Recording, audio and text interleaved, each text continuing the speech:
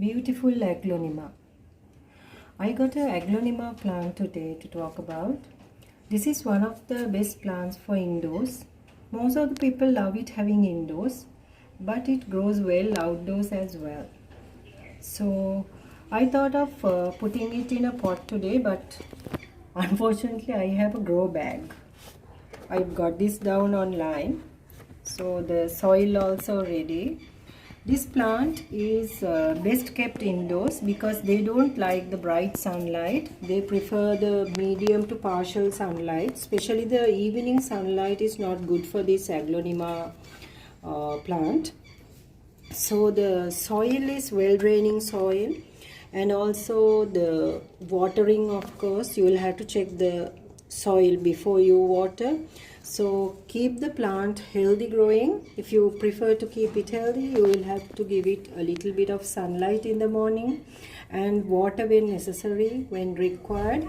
So those are the basic tips. So now I'm going to put it in my grow bag today.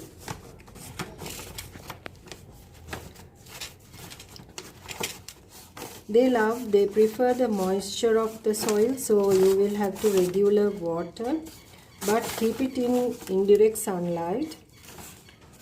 So this is a beautiful plant for indoors. And the other thing is, I got another variety of foliage. So the soil should be well draining, and you have to check the soil before you water, but regular watering is necessary because they request a little bit of moisture in the soil. Don't let it dry. Too much drying is not good for the plant. Don't neglect this plant because they love the moisture. So those are the basic tips of the Aglaonema plant. It's one of the best indoor plants. Hope you got this video very useful today. Please, if you have not subscribed to my channel, do subscribe, like, share the video with your friends and family. Stay tuned to Tamara's garden videos, and